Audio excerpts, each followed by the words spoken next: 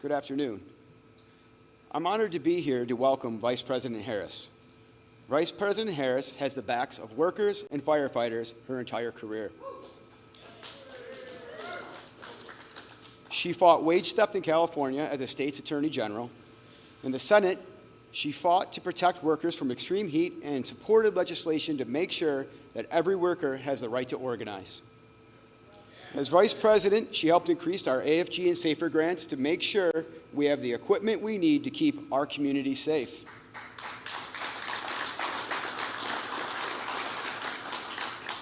Just last year, Redford Township received $1.5 million for operations and safety. Vice President Harris has always stood with us, and she always will. Across the country, she makes it a point to visit firehouses and meet with our nation's firefighters. And like all of you, I'm proud to cast my vote for her in November.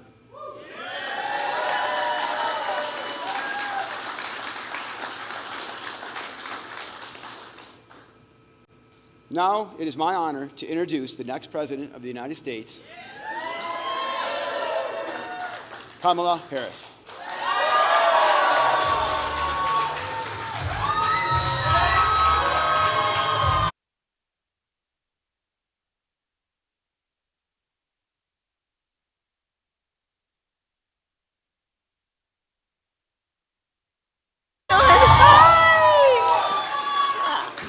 Good afternoon, everybody. Good afternoon. Good afternoon. It is my great honor to be with everybody this afternoon. Matt, I want to thank you for your leadership and for all that you do for so many. You know, everyone here, you all have chosen to live a life of service in the most extraordinary way, and I'm so thankful to all of you, to Matt, for your leadership and everybody here, and it is so good to be in the House of Labor. Thank you all. Thank you all. Thank you all. And you know, yours is a profession that is more than a profession. It really is about a calling. You know, I was just telling Matt, my brother-in-law just retired as a firefighter in California. So for me, this is personal and it is professional. I know what you guys do. And I know your character. I know your families. I know what it means for the whole community, for you all to take on the lives that you have decided to live. And I'm so thankful to you. You guys work long shifts with unpredictable hours in some of the most dangerous conditions. You do so on behalf of people you've never met. Sometimes those people will never know your name, but because of what you do, with such sincerity and the highest level of skill and professionalism, their lives are forever better, and they always know and have the comfort of going to sleep at night knowing that should any tragedy come their way, that you guys are out there and would be there. It's an extraordinary thing you do, and it's a great gift that you have that you give. And so I am so thankful to you. Thank you. And of course, I am thankful for the union that supports you and your right to all that you deserve in terms of the wages and the benefits that you so rightly have earned. And I also want to thank the other brothers and sisters from labor who are here from UAW, IBEW, LIUNA, where are your orange t-shirts? I know you're here somewhere. I thank you all of you. So look, just yesterday we saw another example of the power of collective bargaining, right? When the longshoremen and the U.S. Maritime Alliance came together, ended a strike, and reached an agreement on a record wage, right? They did good. They did good. And I say everywhere I go, look, collective bargaining benefits everybody. And you know, the term, and I'm looking at our young leaders who are here. I'm so glad you guys are here. So collective bargaining, it's just a basic logical point. So here's what it means.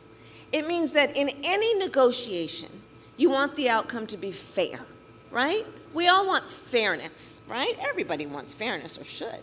So here's the thing about collective bargaining.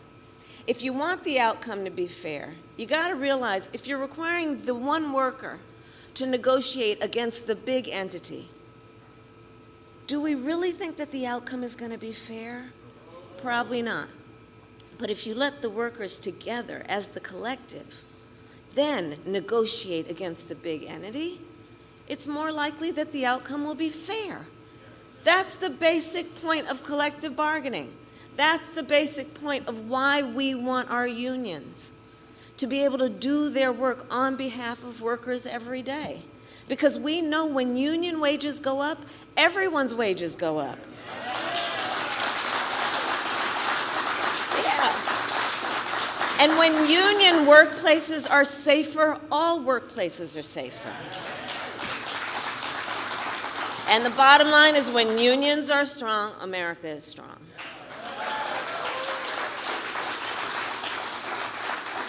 And our unions have always fought to make our nation then more equal, more fair, and more free. And in this election, in 32 days, everything we have fought for is on the line. This election is about two very different visions for our nation. One that is focused on the past, and ours that is focused on the future.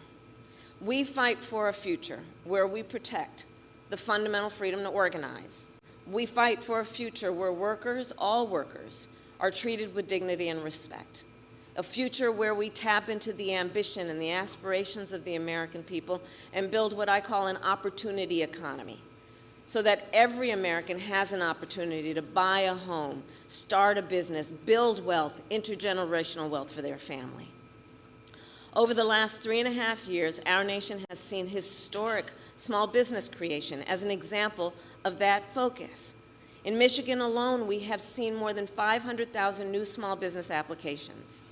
And when I am president, I plan to build on that progress and that success, including by raising the startup deduction, tax deduction for small businesses from $5,000 to $50,000 to help more entrepreneurs start a small business. I'll tell you guys, my sister and I were raised by our mother who worked very hard, and we lived on an apartment above a daycare center.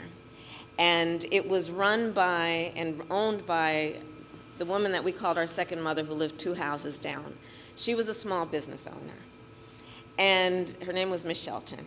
And I grew up as a child knowing about who our small businesses are, right? They're leaders in the community, they're civic leaders, they hire locally, they train. And so that's one of the reasons I'm focused on small businesses as part of how we lift up the middle class in America's economy. We need to also build more housing in America. Housing is too expensive. My mother saved up for years until I was a teenager when she was able to buy our first home. And right now we have a serious housing shortage in America, and that's part of what is driving up costs. And so we're going to cut red tape. We're going to work with the private sector, and we'll build 3 million new homes by the end of my first term.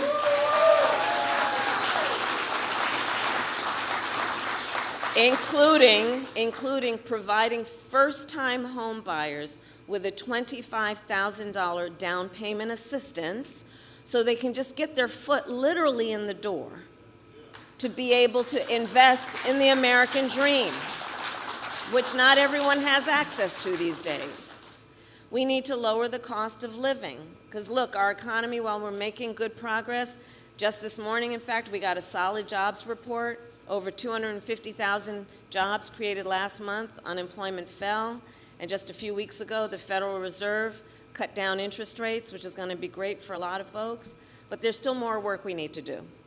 Prices for everyday things like groceries are still too high. You know it and I know it. And so we have a plan to lower costs on everything from healthcare to groceries, including what I've done in my career as Attorney General, which is we got to take on corporate price gouging.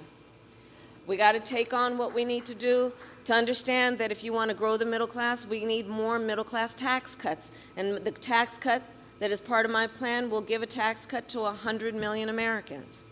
We need to expand child tax credit, and I will do that to expand it to $6,000 so that for the first year of a child's life, their parents have the resources that they need to be able to buy a crib or a car seat. And in that very critical stage of their child's development, just be able to do more than get by, but be able to get ahead. And I say all this to say, I will always put the middle class and working families first. I come from the middle class, and I will never forget where I come from. I will never forget where I come from.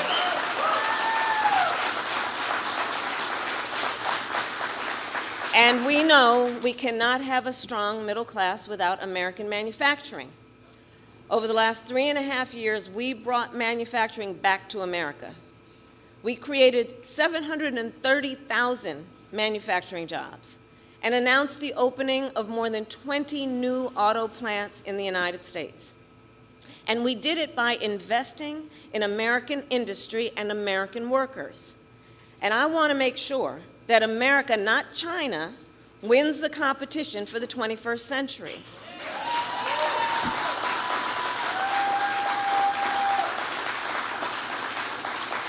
So under my plan, we will invest in the industries that built America, like steel, iron, and the great American auto industry.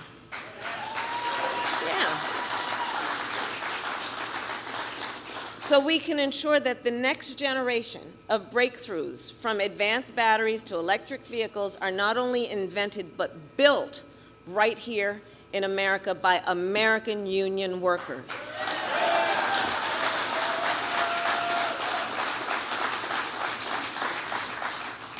So the election is in 32 days, and Americans have a big choice to make.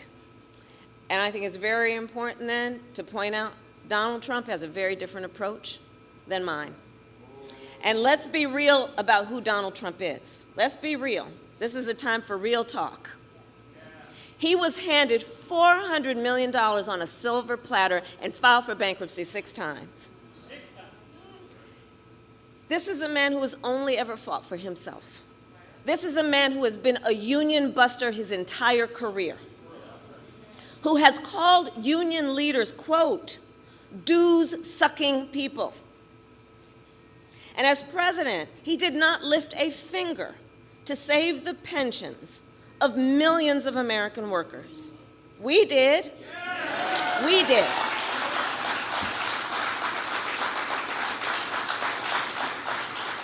This is a man who sold promise after promise to American workers but never delivered, who said he supports so-called right-to-work laws 100%. Those are his words. He who joked and laughed about firing striking workers. You remember that?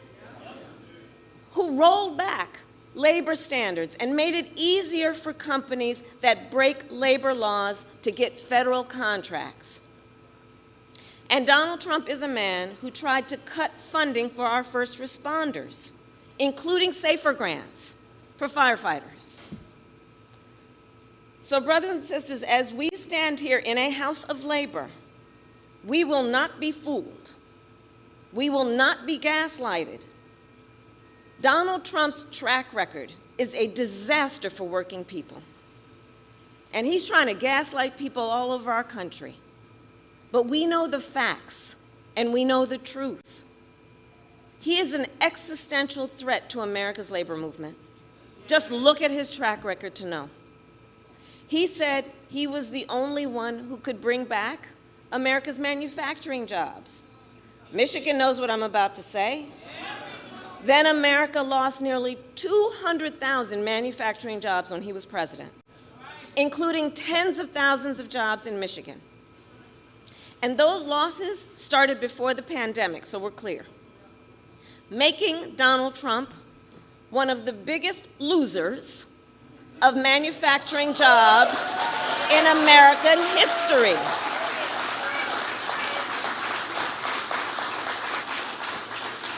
And recall his record, his track record for the auto industry. He promised workers in Warren that the auto industry would, quote, not lose one plant during his presidency. Then, American automakers announced the closure of 6 auto plants when he was president, including General Motors in Warren and Stellantis in Detroit. Thousands of Michigan auto workers lost their jobs.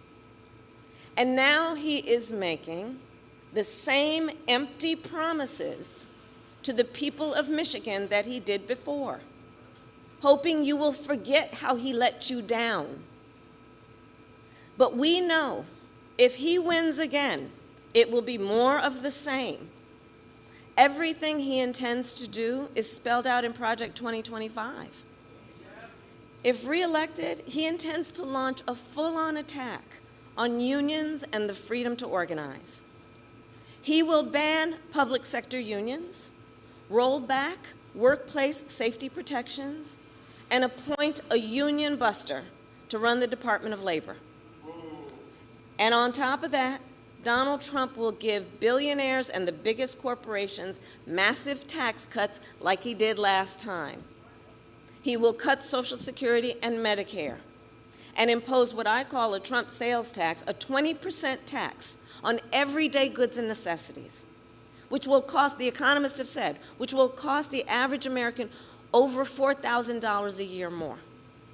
And if that weren't enough, he intends to end the Affordable Care Act. And even after he tried to repeal it time and time again when he was president, he still has no plan to replace it. Did you guys see the debate? Concepts of a plan. He has concepts of a plan. Come on. And you know, I've said many times he is an unserious human. But the consequence of him is quite serious. Because think about that, concepts of a plan.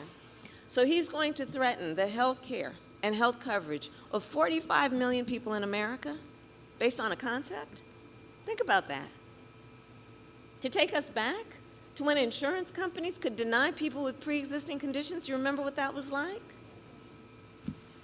So look, I'm here to say, and I think we all know, it's time to turn the page. It's time to turn the page. Not going back. America is ready to chart a new way forward because we are not going back. No, we're not. And so it all comes down to this. We are here together because we know what is at stake. And we are here together, and I'm looking at the young leaders, because we love our country. We love our country. Yes, we do.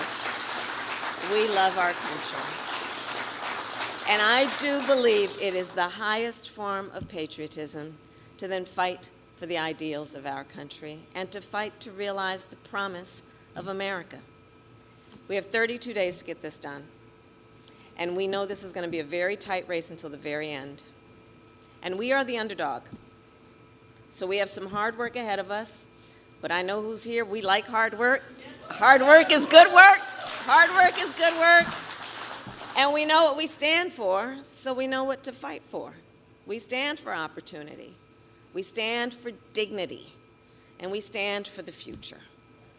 And so we know when we fight, we win. God bless you. God bless the United States of America.